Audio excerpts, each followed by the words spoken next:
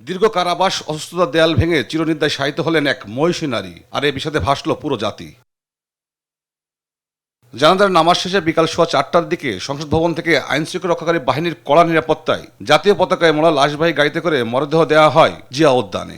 আর সেখানে freezer van থেকে নামানো হয় তার মরদেহ। পরে ফুলে মোড়ানো ভ্যানে বেগম খালেদা জিয়ার মরদেহ আনা হয় সমাধি চত্বরে। এ সময় বেগম খালেদা জিয়ার মরদেহবাহী কফিন 3 বাহিনীর সদস্যরা কাঁধে তুলে নেন কবরের পাশে। দাফনের জন্য নিজ হাতে মায়ের মরদেহ কবরে নামান বিএনপির ভারপ্রাপ্ত চেয়ারম্যান তারেক রহমান। আর সেখানে চিরনিদ্রায় শায়িত হন আপসের নেত্রী বেগম খালেদা জিয়া। পরে একে একে জুবাইদুর রহমান, জাইমা রহমান, আরাফাত রহমান স্ত্রী শর্মিলা রহমান সহ পরিবারের সদস্যরা সাবেক প্রধানমন্ত্রীর কবরে মাটি দেন।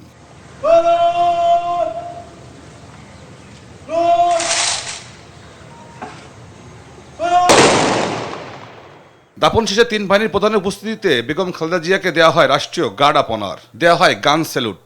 এ সময় বেজে ওঠে বিয়োগলের করুণ সুর।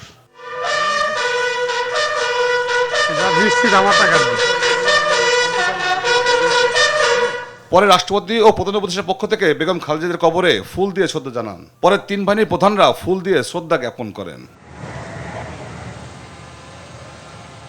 এ সময় বিএনপির পক্ষে ফুল দেন দলের ভারপ্রাপ্ত চেয়ারম্যান তারেক রহমান। পরে একে একে আইন উপদেষ্টা আসিফ নজরুল, স্বরাষ্ট্র উপদেষ্টা জাহাঙ্গীর আলম ও পরিবেশ উপদেষ্টা সৈয়দা রেজানা হাসান ফুল দিয়ে শ্রদ্ধা জানান। দাপন শেষে 1 মিনিটের জন্য নীরবতা পালন করা হয়। দীর্ঘ রাজনৈতিক জীবনে বেগম খালেদা জিয়া দেশের রাজনীতিতে গুরুত্বপূর্ণ ভূমিকা রাখেন। তার দাফনের মধ্য দিয়ে জিয়া উদ্যানে পরিসমাপ্তি ঘটল এক বর্ণাঢ্য ঘটনাবহুল রাজনৈতিক অধ্যায়ের। তৌফিক মাহমুদ মুন্না, দেশ টিভি, ঢাকা।